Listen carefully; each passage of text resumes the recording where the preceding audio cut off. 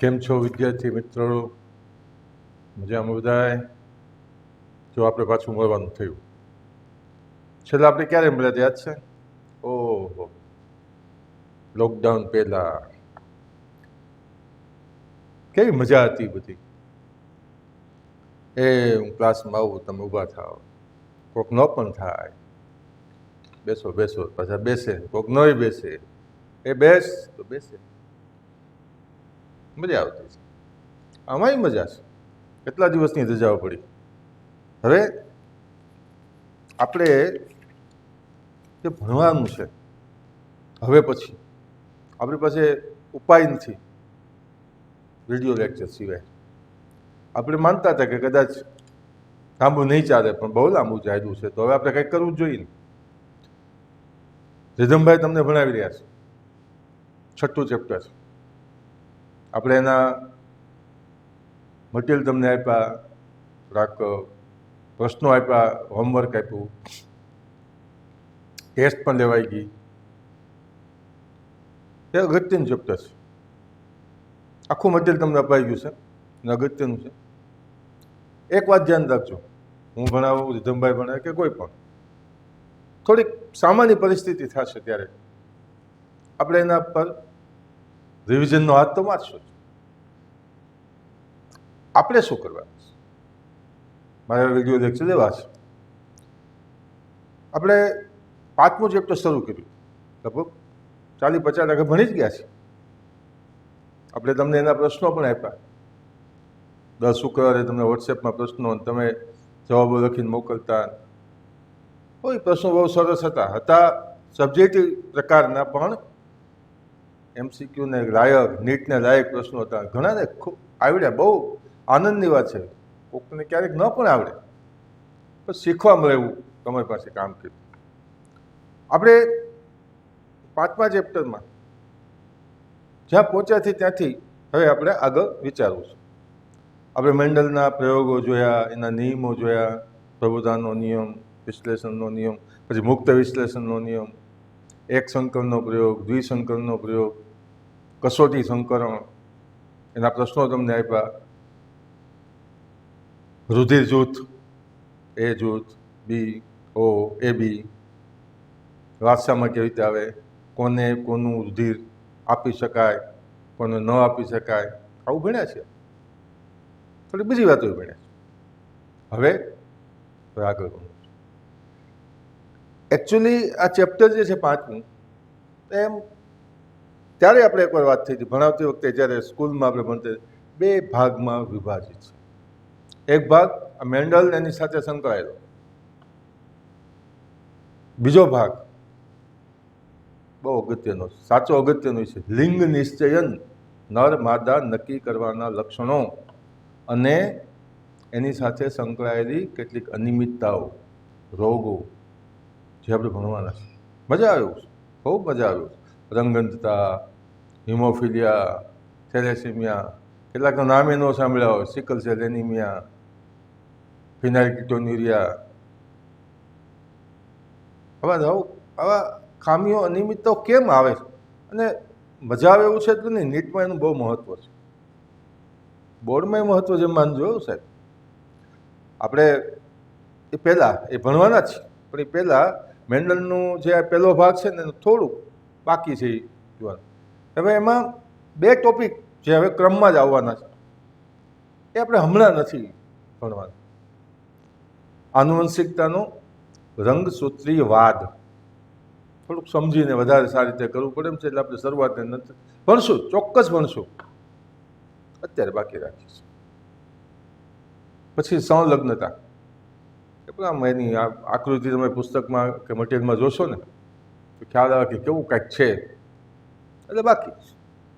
જો અગત્યનું બધું ગણાય, નીટમાં પૂછાયેલા પ્રશ્નોની વાત જોઈએ તો આ 2 ટોપિકમાંનું ઓછું પૂછાયેલું. કાંઈ ધારી તો લેવાનું જ નહીં, આપણે કરવાના જ છીએ. ત્યાર પછી આ પહેલા ભાગમાં મેન્ડલના સાથે સંકળાયેલી વાતમાં એક વાત આવે છે, બહુજનીનિક વારસો. 3 કે વધુ જનીનો દ્વારા આનુવંશિકતા કેવી રીતે માતા પિતામાંથી સંતાનમાં આવે એવી એક વાત. અને બીજી એક વાત, પ્લિયોટ્રોપી નામની એક જનીને એક કરતાં વધુ લક્ષણો પર અસર કરે, બે વાત હમણાં જ ભણવાના છે. આજે છે. પણ એ પહેલાં આપણે શું કરવાના છીએ એ વાત તમને સમજાવી દઈશ. જો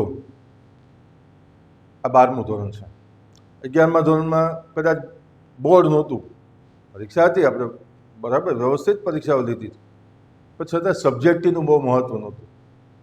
ઓબ્જેક્ટિવ આપણે હંમેશા એવી રીતે ધ્યાનમાં રાખીને કહેતા હતા કે ભાઈ નીટમાં પૂછાય, નીટમાં પૂછાય.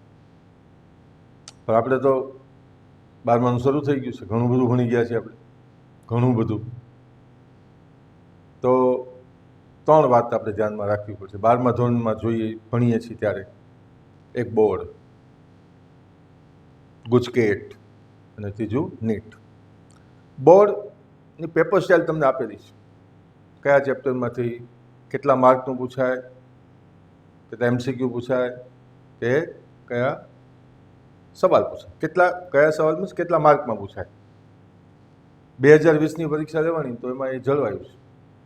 ન પણ જળવાય તો આપણે બધી તૈયારી કરવાની. પણ બોર્ડમાં બીજી અગત્યમાં છે એમસીક્યુ. 50 એમસીક્યુ પૂછાય. ગુજકેટ જે લેવાય છે એ બોર્ડનું 12મા ધોરણનો જ કોર્સ, બોર્ડનો જ કોર્સ, 12મા ધોરણનો જ કોર્સ ગુજકેટ, અને 40 પ્રશ્નો જ પૂછાય. ફરક શું છે? બોર્ડમાં કોઈ માઇનસ પદ્ધતિ નથી, ગુજકેટમાં ખોટો પડે એટલે માઇનસ થાય, 25% માઇનસ, 0.25 માર્ક. સાથે સાથે આમ જોવો તો બહુ ફરક એ નથી. ગુજકેટના પ્રશ્નો એ ટાઈપના જ બોર્ડના પ્રશ્નો હોય. મોટાભાગે આપણે માનીએ છીએ, જાણીએ છીએ, કદાચ સાચું ન પણ હોય, પણ મોટાભાગે એવું છે કે બધા એક ગુજરાત બોર્ડ સાથે સંકળાયેલા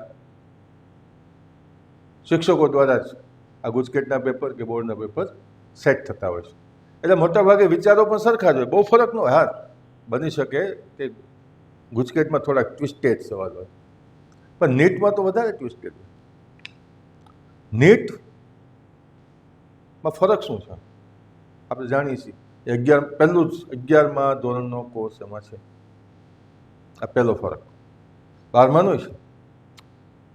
નીટમાં અત્યાર સુધીના પેપરોના આધારે આપણે અનુમાન કરીને તમને એક ચાર્ટ આપેલો છે કે કયા યુનિટમાંથી અથવા કયા ચેપ્ટરમાંથી કેટલું અંદાજે પૂછાયું છે અત્યાર સુધીમાં, એના આધારે તૈયારી કરી શકીએ. ગુજકેટમાં તો કોઈ પેપર સ્ટાઇલ જ નથી. બોર્ડમાં પેપર સ્ટાઇલ ફિક્સ છે, પણ ગુજકેટમાં નહીં. કયા ચેપ્ટરમાંથી પ્રશ્નો પૂછાશે એનું કાંઈ નક્કી નથી. હા, 40 પ્રશ્નો પૂછાય. હા, હજી ફરક કયો છે ગુજકેટ અને બોર્ડમાં? કે બોર્ડની પરીક્ષા હોય ત્યારે ખાલી બાયોલોજી એકલું જ હોય, ગુજકેટ હોય ત્યારે 3 વિષય હોય, અને નીટમાં પણ એમ જ 3 વિષય હોય. પ્રશ્નો નીટમાં વધારે હોય. આપણે પેપર સ્ટાઇલને ધ્યાનમાં રાખીને તમને એસાઇનમેન્ટ આપીએ છીએ, એસાઇનમેન્ટમાંથી આપણે ટેસ્ટ લઈએ છીએ, એવું હજી રહેશે. હવે આપણે નીટમાં 3 રીતે તૈયારી કરીએ છીએ, આપણે જાણીએ છીએ. એક એનક્યુ, નીટમાં આજ સુધી પૂછાયેલા સવાલના પ્રશ્નોની યાદી તમને આપેલી હોય છે, મટીરિયલમાં હોય જ છે. એ પ્રશ્નો તૈયાર કરી છે, એના પરથી અનુમાન કરીએ છીએ આપણે કે કઈ ટાઈપના સવાલો પૂછાય છે, કઈ ટાઈપના સવાલો પૂછી શકાય એવા થોડા અન્ય પ્રશ્નો ઇક્યુ તરીકે એક્સ્ટ્રા ક્વેશ્ચન તમને આપીએ છીએ. દર ચેપ્ટરના અંતે તમને મટીરિયલમાં આપેલા જ છે. આપણે એનો ઉપયોગ પણ તમારી ટેસ્ટ લઈએ ત્યારે કરીએ છીએ. ત્રીજા છે એમક્યુ.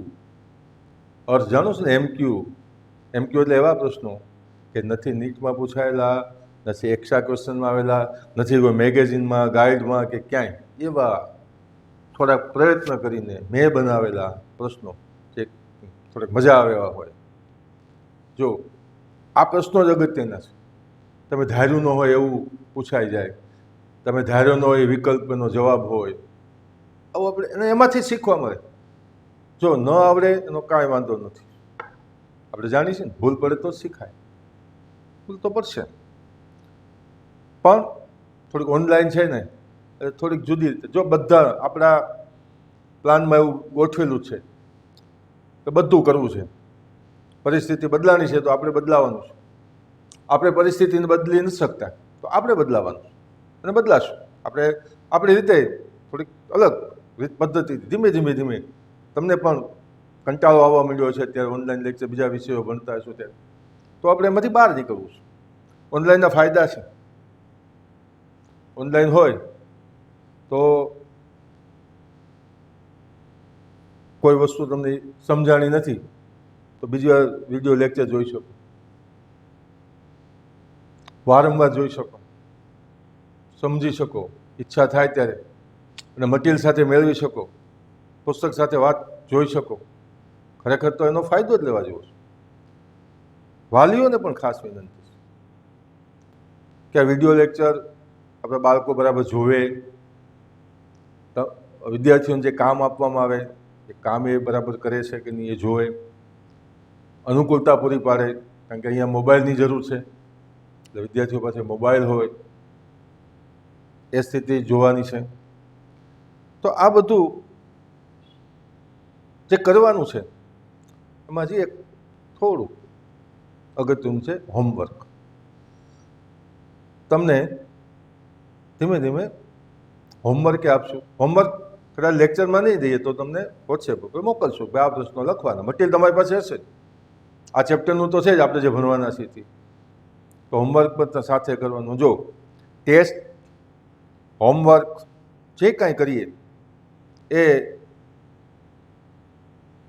પ્રમાણિકતાથી કરવાનું. ટેસ્ટ માટે તો ખાસ કહેવાનું છે. ન આવડે તો કાંઈ વાંધો જ નથી. વાલીઓને પણ કહું છું કે ન આવડે તો કાંઈ વાંધો નહીં, શીખવા મળે.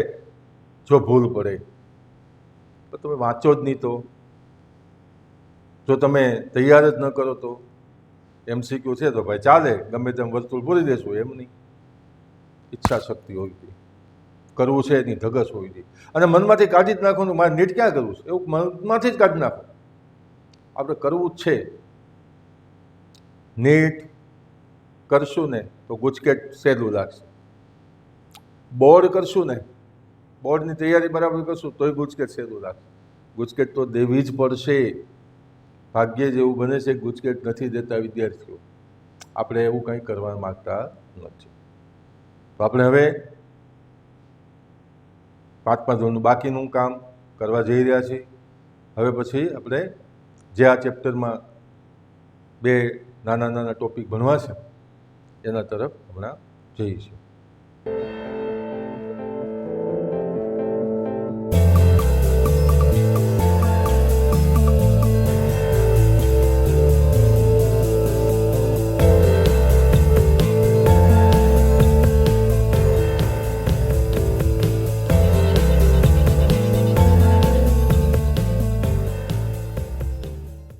ચાલો આપણે ભણવાની શરૂઆત કરીએ. બહુજનની વારસો. થોડાક પોઈન્ટ્સ લખી રાખ્યા છે તમારી સામે. આ બહુજનની વારસો આપણે યાદ કરીએ મેન્ડલની વાત. મેન્ડલે જે અભ્યાસ કર્યો, જે એને વર્ણન કર્યું, એમાં એક લક્ષણ હોય ને તો એની 2 અભિવ્યક્તિ હોય, ઊંચા છોડ, નીચા છોડ. કાં પીળા રંગના બીજ, કાં લીલા રંગના બીજ, કાં ખરબચડા બીજ, કાં દિશા બીજ. આવું જ હોય આપણા સમાજમાં, આપણી આજુબાજુ, આપણા પર્યાવરણમાં. આપણે તો ઘણી બધી વાત જોઈ રહ્યા છીએ. ઘણું બધું અલગ અલગ તમને ખ્યાલ આવે કે ભાઈ કંઈક જુદું પડે છે. બે જ અભિવ્યક્તિ, 2 જ વાત,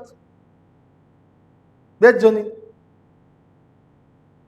કેપિટલ ટી સ્મોલ ટી 2 જ, અથવા પીળા રંગ માટે વાય ને સ્મોલ વાય, લીલા માટે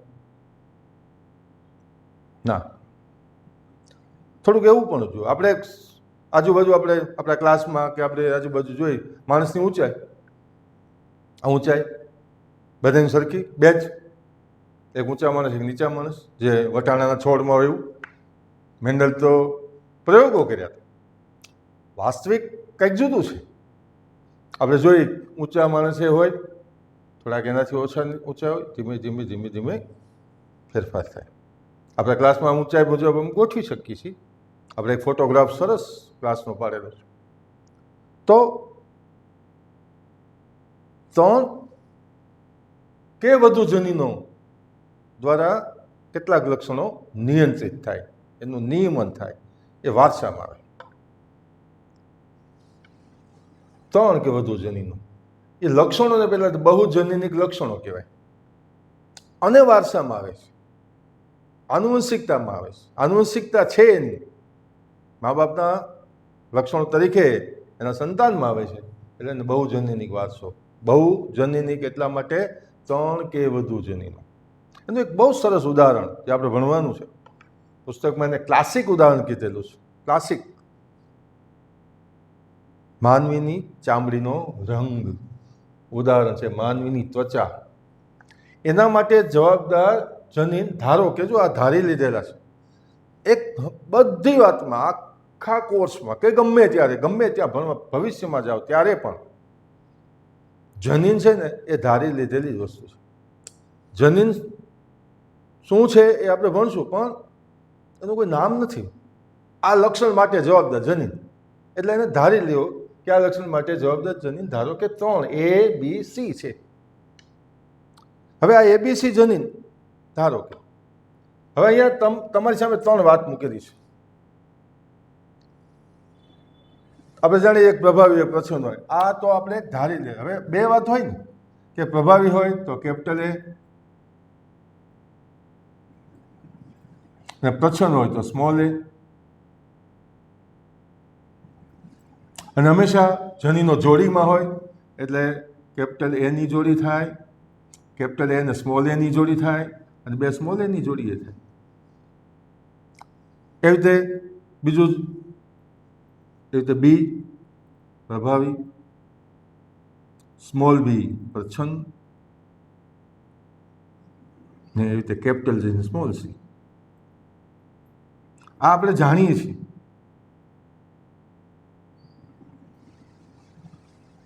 આના પણ આની જેમ જ કેપિટલ B ની જોડી થાય, કેપિટલ B સ્મોલ b ની થાય, સ્મોલ b. આ અહીંયા તમને ખ્યાલ આવશે હવે કે ધારો કે બધા જ પ્રભાવી જોડી છે, 3 એ 3 જો, તો ચામડીનો રંગ ઘેરો, આમ તો કાળો માણસ, કાળી ચામડી ધરાવતો મનુષ્ય. એના જ વિરુદ્ધ બધા પ્રચ્છન્ન જનીનોની જોડી હોય તો ઝાંખો રંગ, રૂપાળા, ચામડી સારી અથવા તો રૂપાળી, તો ઝાંખો રંગ કહેવાય. ત્રીજી જ વાત હોય એમ નહીં હોય. ત્રીજી વાત આપણે ભણીએ જોઈએ. આપણે આવું ન હોય કે capital small a, capital B small a b લખવાનું છે, sorry, capital C small c, તો વચગાળાનો રંગ સફેદ એટલે રૂપાળાની, કાળા, વચ્ચેના ઘઉં આપણે કહીએ ને એવા. આ ત્રીજી જ વાત હોય ના. ધારો કે હજી એક આપણે કલ્પના કરીએ, આપણે કોઈ પણ જોડી લઈ શકીએ. આવું એક લઈએ તો કેપિટલ A ની જોડી હોય, કેપિટલ B ની વિષમયુગ્મી જોડી હોય, ને કેપિટલ C ની જોડી હોય, તો આના કરતાં થોડાક ઓછા ઘેરા રંગના, આનાથી થોડોક ફરક. અચ્છા, વિરુદ્ધ આ જે ઝાંખો રંગ છે, 2 કેપિટલ સ્મોલ a છે, અહીંયા આમ કરીએ તો, કે હજી આગળ 2 સ્મોલ a, કેપિટલ B ની જોડી જ રાખીએ, આમ કરીએ તો અલગ અલગ થોડો ફરક પડશે બસ. તો દરેક જનીનની, પછી પ્રભાવી હોય પ્રચ્છન્ન હોય, દરેક જનીનની અસર છે. દરેક જનીન પોતાની અભિવ્યક્તિ દર્શાવે છે, અને એને લીધે ચામડીનો રંગ બને છે. જો ધારી લીધેલા 3 જનીન છે, 3 જ હોય, 4 હોય છે કે 5 હોય, યા તો 4, 5મું ધારો કે ડી ધારી લીધો, એમાં એમ થાય. તો આ બહુજનીનિક વારસો જે ચામડીના રંગ ઘેરો કે એના માટે આપણે ઉદાહરણ સાથે જોયું, એવા બીજા અન્ય ઉદાહરણો છે જે આપણે કોર્સમાંથી. માનવીની વાત આપણે કીધી ઊંચાઈની, તો એમાં પણ તમે ધારી ન શકો. ધારો ઊંચાઈ માટે આમ જ ધારી શકાય. તો આ એક નાનકડી એવી વાત છે. ચાલો હવે આપણે અત્યારે એમ ભણ્યા કે 3 કે વધુ જનીનો પોતાની અભિવ્યક્તિ દર્શાવે, દરેકે દરેકની અભિવ્યક્તિ હોય છે, એને વારસામાં આવે છે. એવું બને કે એક જનીન એક કરતાં વધુ લક્ષણો સાથે સંબંધિત હોય, એક કરતાં વધુ લક્ષણો સાથે નિયમનનું કામ કરે, એવું હોય છે. ચાલો આપણે ભાઈ એ જોઈએ.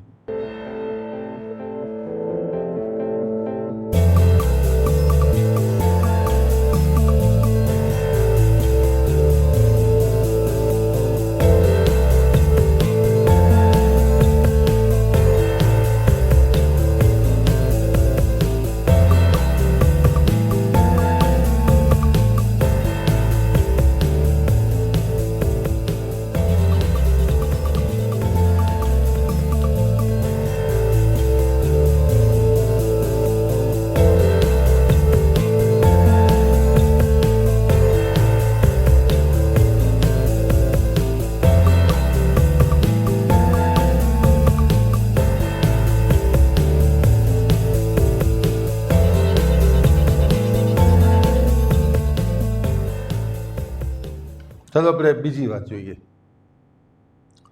અત્યાર સુધી જે કોઈ મેન્ડલના પ્રયોગો આવ્યા, મેન્ડલની વાત આવી, તો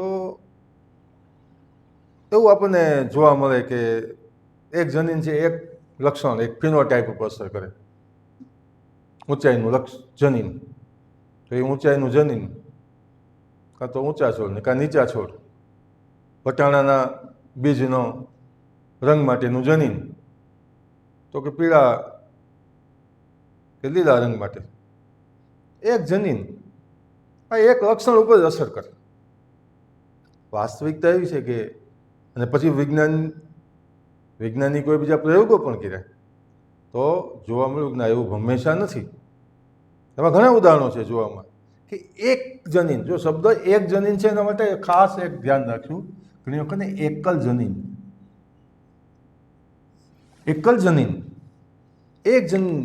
એક કરતાં વધુ લક્ષણો એટલે કે ફિનોટાઇપ પર અસર કરે. ફિનોટાઇપનો અર્થ જાણીએ, જીનોટાઇપની ફિનોટાઇપ, બાહ્ય સ્વરૂપ, લક્ષણ, સ્વરૂપ, પ્રકાર. એક કરતાં વધારે લક્ષણો સાથે સંકળાયેલો એવો જનીન પ્લિયોટ્રોપિક જનીન.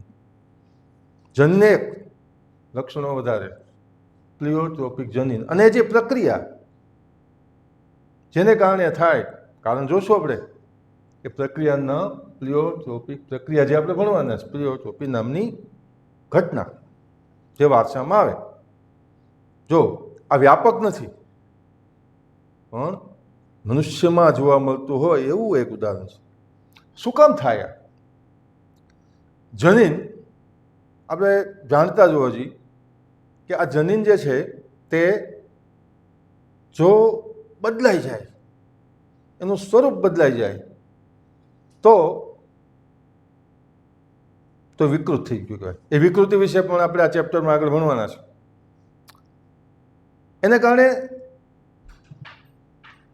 જે પ્રક્રિયા થવી જોઈએ, જનીનને કારણે જે પ્રક્રિયા થવી, ચયાપચયની પ્રક્રિયા, ચયાપચયનો પથ મનુષ્ય સાથે સંકળાયેલી છે. આપણા અનેક પ્રક્રિયાઓ થાય, એની સાથે અનેક જનીનો સંકળાયેલા, વાસ્તવિક જો અનેક ઉત્સેચકો સંકળાયેલા છે.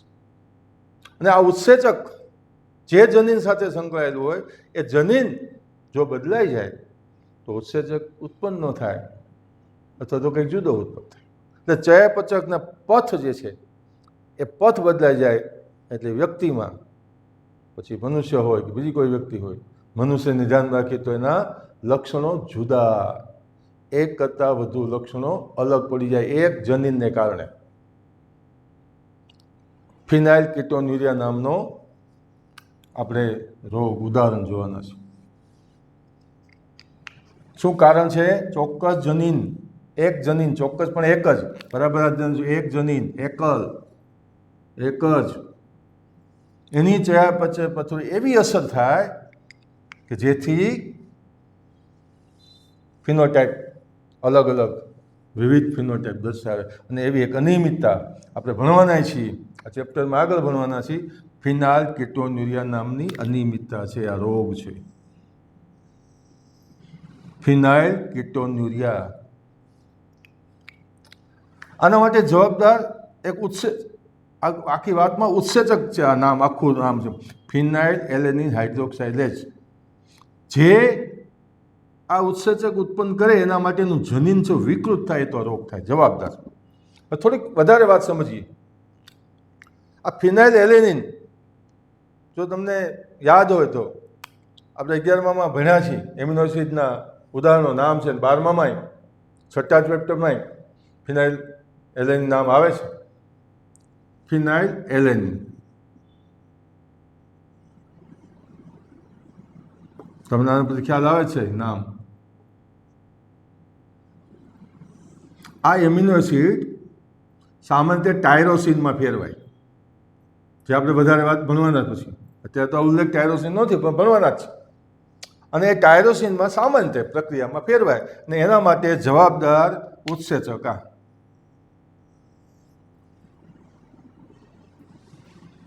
ફિનાઇલ એલેનિનને રૂપાંતર કરવા માટે. ટાયરોસિન શબ્દ અત્યારે ન યાદ જ કાંઈ નહીં, આવવાનો છે ન રહે તો કાંઈ નહીં. તો ફિનાઇલ એલેનિન જો રૂપાંતર કરવું હોય, પ્રક્રિયા ચયાપચયની પથ છે, રસ્તો છે, એક વાત છે, તો એમાં આ ઉત્સેચકની જરૂર પડે. અને આ ઉત્સેચક ઉત્પન્ન કરવા માટે જવાબદાર જનીન જે છે એ જનીન ધારો કે વિકૃત થઈ જાય, જનીન ધારો કે બદલાઈ જાય તો આ ઉત્સેચક અહીંયા કામ ન કરે. એનો કે ફિનાઇલ એલેનિનનું રૂપાંતર ન થાય. ને રૂપાંતર ન થાય તો ફિનાઇલ એલેનિન જમા થવા મળે શરીરમાં, માણસના શરીરમાં જમા થવા મળે. જમા થવા મળે એટલે આ વિકૃતિ કહેવાય, રોગ કહેવાય. ઉદાહરણ જે આપણે ફિનાઇલ, આ રોગ છે, અનિયમિતતા છે, આપણે ભણવાના છે, રોગ છે.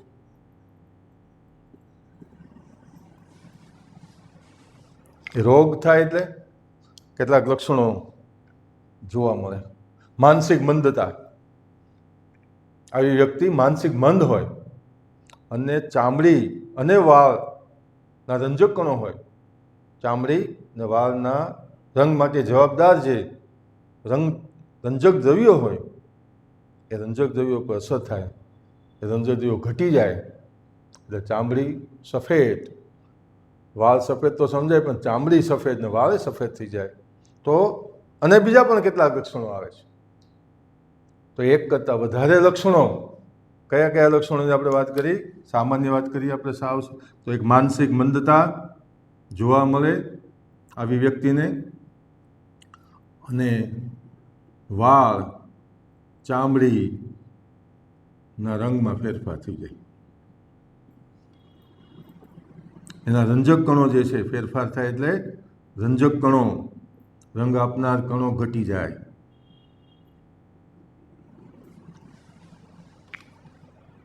તો અહીંયા જો એક કરતાં વધારે લક્ષણો, ફિનોટાઈપ, દેખાવ સ્વરૂપ માણસનો બદલાઈ ગયો.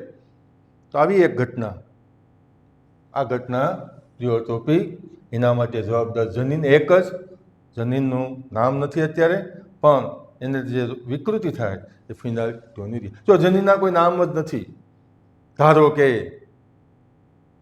એમ કરીને ધારી શકાય. તો આપણે મેન્ડલની સાથે સંકળાયેલી આ એક વાત જુદી રીતે ભણ્યા છીએ. હવે પછી આપણે લિંગ નિશ્ચયન ભણવાના છીએ.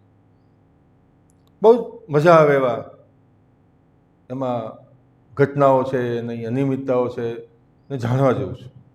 અને મેં તમને એક વાત કરી હતી તેમ આપણા માટે, ભવિષ્ય માટે, નીટને માટે પૂછાય એવું, બોર્ડની દ્રષ્ટિએ પણ પૂછાવાનું મન થાય, તમને તૈયાર કરવાની પણ મજા આવે એવી કેટલીક વાતો આપણે ભણીએ છીએ. ફરીથી યાદ કરાવું, આપણે જે ભણીએ એને થોડીક જુદી રીતે જોવું. આપણે હમણાં એક વાત જોઈ, એક સવાલ તમારી સામે મૂકવો છે, બહુજનીનિક વારસો. એ બહુજનીનિક વારસો, 3 કે વધુ જનીન, રુધિર જૂથનો વારસો પણ એમ જ નથી, 3 જનીન છે કે નહીં, તો એ આ ગણાય કે નહીં, અથવા શું ફરક એ વિચારજો.